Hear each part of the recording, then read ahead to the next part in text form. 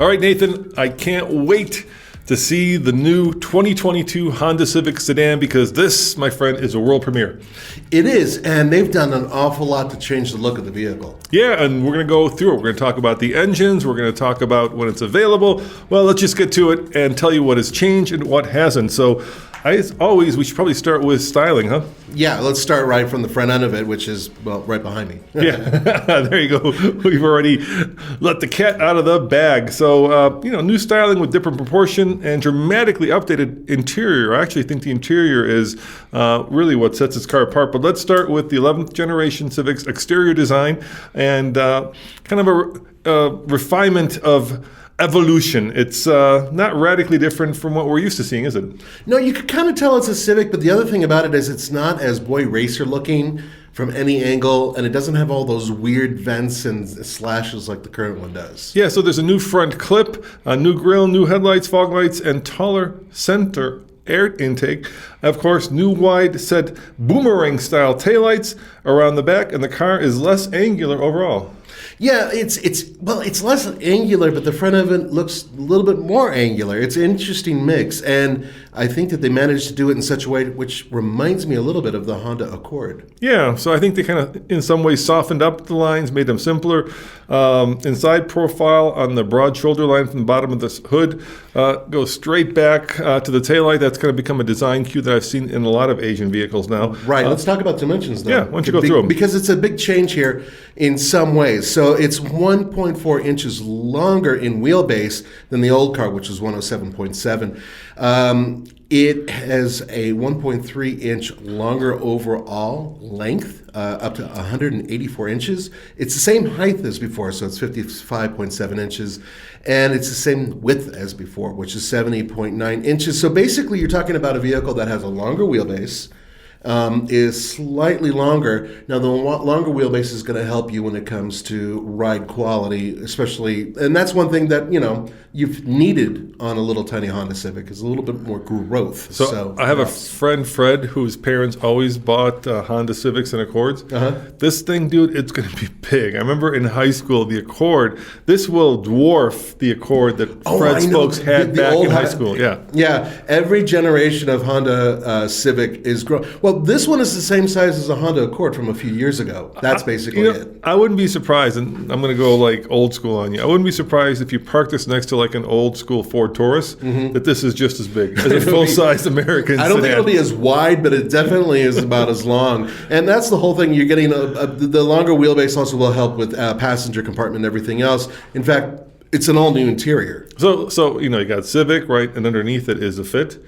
Which isn't in our market anymore. Right. So what's going to go underneath that? I mean, everything is gets upsized one. Yeah. Well, there's some new vehicles that Honda's building. Rumor has it an EV as well that might come into our market, but we'll see about that. Let's talk about the interior changes because I think that might be the biggest thing. Wouldn't you agree? Yeah, I'm looking at the interior right here, and it's actually really stylistically. Very modern, very kind of chic, I would almost say. So there's a more upscale look to the 22 interior, which I agree with. Looks like it takes some inspiration from the larger Accord. Yeah, kind of like, a little bit. There's a floating 7-inch display on the LX and Sport and EX models and a 9-inch on the top-end Touring, my friend. Okay, that's a good size. New instrument cluster that's digital across the entire range. So now you're going to have... you're going to have a digital instrument cluster. No more buttons, I suppose, at least not for some of the functions. Yeah, I hope they keep some of them. We'll see about that. And then 7 inches on the 3 lower trims, 10.2 inches on the Touring. So, that's a good size, 7 inches, 10.2. That's huge. I like Mercedes where it's across the whole front of the vehicle. Well, yeah, I know. And then eventually we'll probably get there with everything. But they do have an updated steering wheel design, which is very similar to the Honda Accord as well. And it's you definitely can see styling cues from the Honda Accord all throughout the vehicle. It does not use a push button layout for the standard CVT. So you know how they've been doing push buttons with everything else that Honda's doing, which including the Ridgeline. Yes, which is the one thing about the Ridgeline I really don't like very much. Everything else I love. So they're not doing that, but they do have a CVT, which is standard in the sedan. But Honda did rearrange the center console area nonetheless, so that's different. Well, I love the fact that they have a traditional, lever or lever. A gear lever. Right? Thank you. Yeah, it's cool. I wish they had put that in the Ridgeline. Come on, guys. It's a truck. Why do the push button thing? I know. At least they listen to their customers. Yeah, so we got to just tell the customers to yell at them so they'll listen to them, so we can get a better. I know some people like the push button thing though. Now our notes here from Zach, who by the way knows his Honda, say that the most interesting touch is the air vents. Do you agree? Yeah, they look well. I don't know if it's the most interesting. That's one continuous flow-through mesh across the entire dash. It looks cool though. I think it looks really cool. That with the AC vents hidden underneath. I'm looking for them. Oh, there they are. Look at that.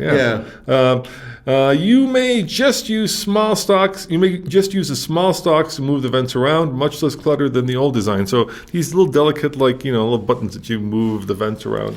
That's okay. It's not like earth-breaking. No, but I think what it does is it makes it look like it's a higher quality vehicle and a little bit more upscale, which is exactly what I think they're aiming for throughout the entire design, exterior and interior. But I think that there's slightly more headroom, right? Yep. So and there's better hip room in both the front and rear seats. I think that longer wheelbase has to do with that.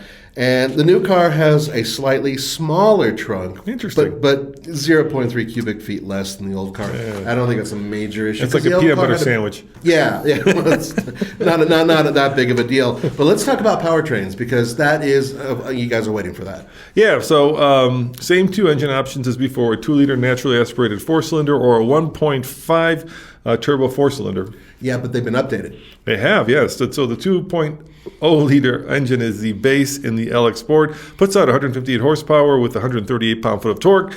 Same as before, but Honda claims better fuel efficiency. Up to 40 mpg on the highway, 35 combined for the LX, plus 1 to 2 mpg over the old car. How about the 1.5? That's not bad. So the 1.5, that's your little turbo, 180 horsepower, 177 pound-feet of torque. That's 6 more horsepower than before and 15 foot-pounds of torque more than before. So that is a pretty good upgrade. The 1.5T gets 1 mpg better in the city, and the Touring gets 1 mpg better combined. So more power and better fuel economy. Up to 42 mpg on the highway, 36 mpg combined on the EX model, which is impressive. Now Honda says that the CVT that changes the suspension and the brakes, the rolling resistance, all help with better fuel economy. So it says it's retuned the CVT. Yeah, they've retuned everything, suspension, everything else. I just hate those 3 letters, Nathan. I know, but Honda does a good CVT. By comparison, that's an oxymoron. Good CVT. Well, okay, so it's not like a Jatco, the equivalent or whatever. As far as I know, Honda CVTs are fairly reliable, and a lot of people buy them. And the other thing about them is that they're extremely efficient, and that we know is true. I think that the Japanese brands just are suckered in by the promise of incredible fuel efficiency to the detriment of the vehicle handling and drive dynamics.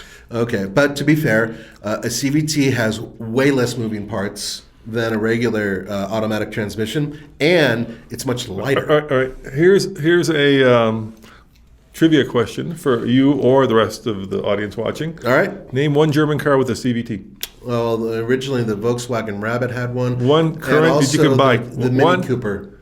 One German car that you could buy today with a CVT. Oh, that you could buy today? Yeah. And the Mini Cooper is British, by the way. All the Brits are it's British, but it's a German thing. Come on. Everybody knows that. The answer is, let us know in the comments below.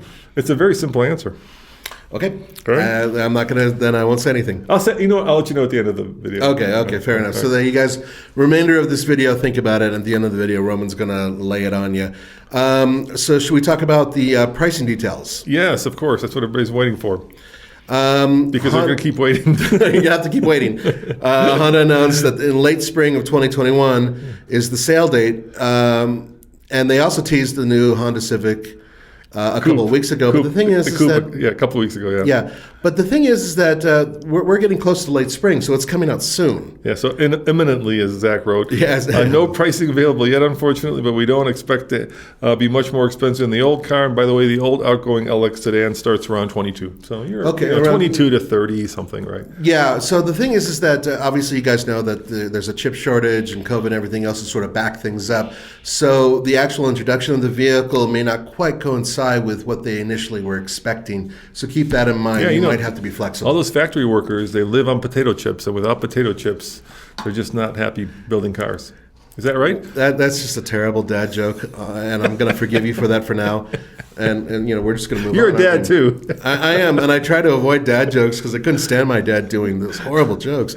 Okay, so what about the hatchback, the SI and the Type R? Yes, what about them, Nathan? Big question. So the hatchback will be here in a few months, but there's no information on it now. There will be more information on it later. The SI should also make a return. It's on a hiatus for 1 year. So we're not going to get any additional information on it right now, but we will be getting it soon. So sorry, go ahead. You know how Honda and a lot of Japanese brands do 3 different models, right? There's the entry level, the medium one, and then the expensive one, right? Mm-hmm. And it's usually the middle one that makes the most sales, right? Yeah, So of course. you walk in and you end up with whatever in this case it is. Mid-level trim. Right, mid-level trim. I don't want to say it, because I'm going to get it wrong, so I'm not going to say it. Right. But with the performance, there's also the same thing, right? Honda does the same thing. So you've got the base one, then you've got the SI, and then you've got the Type R. Yeah, so it would be the Sport currently. Yet the middle one doesn't sell as much, which is weird, right? The SI, out of the 3... It used to. It used to, but now it's like either people buy the R or, in huge numbers, they buy the Sport or the lower right, models. yeah. Well, what It's happened weird. with the SI is they had to discontinue the coupe. And the coupe is, by the way, not coming back according to this. You know why I think it is? Because you can only get it in stick shift. I hate to say it. I think that really hurts their... No, I thought they also had the CVT available with the SI. I don't think so, dude. I think it's all stick shift. Let us know in the comments below if I'm wrong or if Nathan's right, but I think it's only stick shift. I went on the launch, so I'm pretty sure. But I go on the launch of a lot of cars, so... Yeah, but let's go on to this. So there's a new Type R coming for sure. I'm sorry? There's a new Type R coming. Yes. So, right now the sedan is the only one that's coming with the SI. The SI coupe will not return. That's official according to Zach.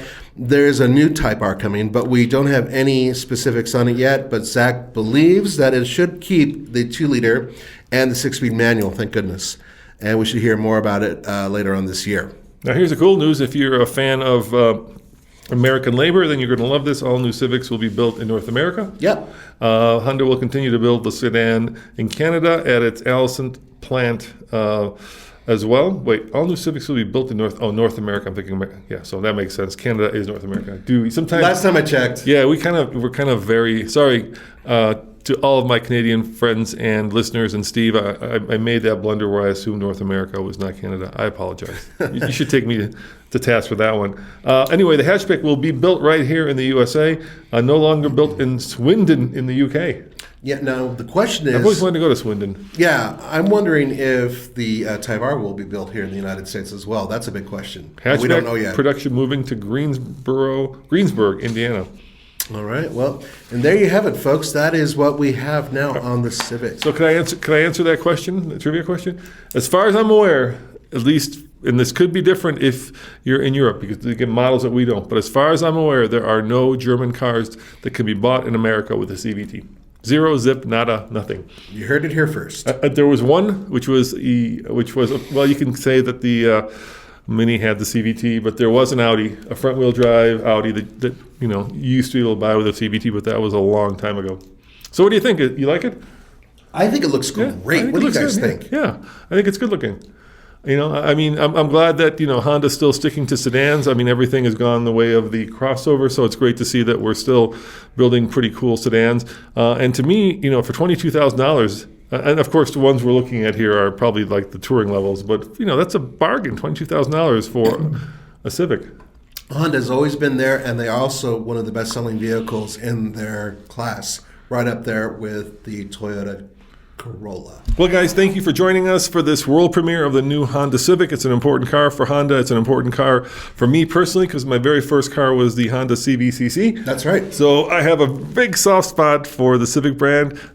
Check out TFLcar.com for more news, views, and what else, Nathan? Real world debuts. Yep. See you guys next time. Ciao. See you guys.